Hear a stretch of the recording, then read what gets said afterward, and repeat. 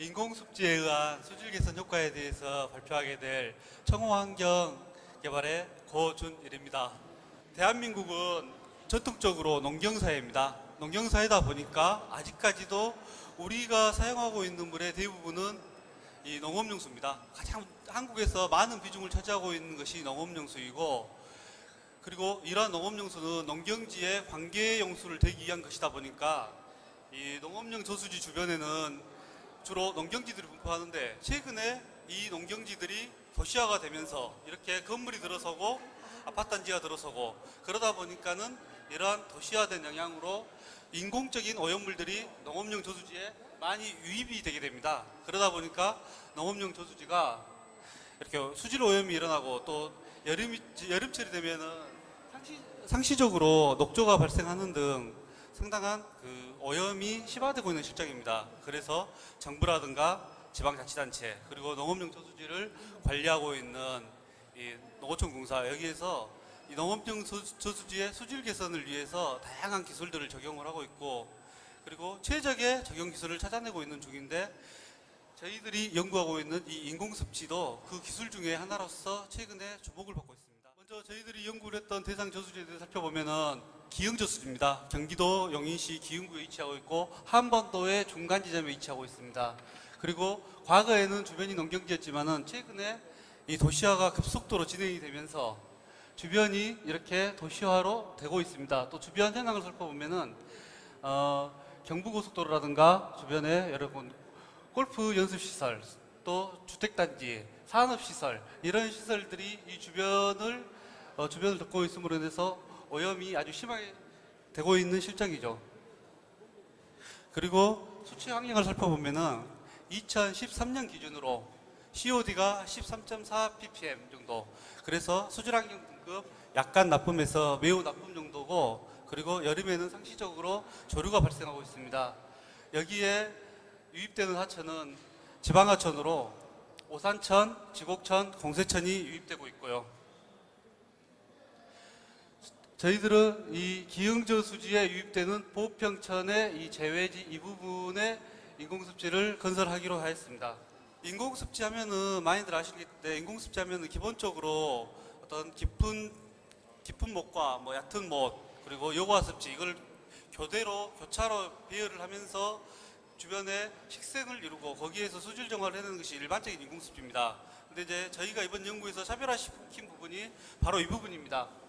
바로 이 부분인데, 기존에 모래하고 자갈이 포설되는 이러한 여과습지에 저희들은 다공성 팽창 세라믹을 포설하였습니다. 모래자갈 대신에. 이 다공성 팽창 세라믹은 황토라든가 혈암, 이런 유기물질, 이런 것들을 온도 900도씨 이상의 고온에서 소성을 하게 됩니다. 그렇게 소성을 하게 되면은 유기물들이 휘발이 되면서 거기에 어떤 미세한 기공들이 만들어지죠. 마이크로포, 메조포, 매크로포, 이런 포들이 만들어지고, 그 주변으로 알루미늄이라든가 철 같은 이런 이온들이, 금속 이온들이 포집을 하면서 용존성 인과 결합하면서 인을 제거하는 그런 메커니즘을 보이게 됩니다.